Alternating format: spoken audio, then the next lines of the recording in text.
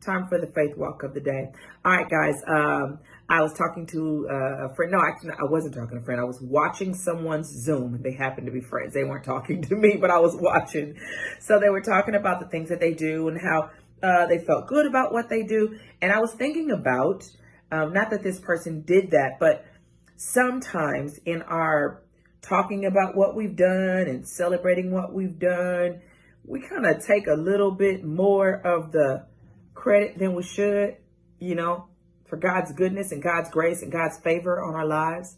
And we have to make sure to be careful that we are not just taking just a little bit too much credit, because God's favor and God's grace works in our lives, and God equips us with certain gifts that we use in our careers and our families and just different things that we do. For example, I'm a singer, right? And I go and I have a great concert, and the place is packed and people enjoy it. And then after the concert, I'm talking about how great I am, right? That's it. I mean, you might have been good, but you got to give God his credit. You got to give God his credit. Or you and your family are operating, at a high level, and God has blessed you guys, and you're, doing well, and I planned and I did this and I did. You just dial it back off yourself a little bit, because somebody else did the same work and didn't get the same result. We don't understand and know why things go the way they do in life, because sometimes you can use the same formula and it still not work out the same way. I know that's happened many times in music. You get an artist and you invest in them and you give them the song and you give them the look, and they have a team, and you put the song out and people go up like, nah. And do you take credit when it doesn't go right? Not really.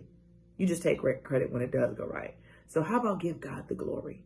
How about ask God, is there a reason and a purpose that it didn't go right, as opposed to beating up yourself? Now, I'm not saying beat yourself up when things don't go right, and I'm not saying don't acknowledge the work that you've put in, right? It's possible to acknowledge the work that you've put in, but there's a line that sometimes we can cross that takes us into arrogance and pride, and it's too much about me because I preach, and I. You just have to be very, very careful, because those are the things that the enemy loves to use.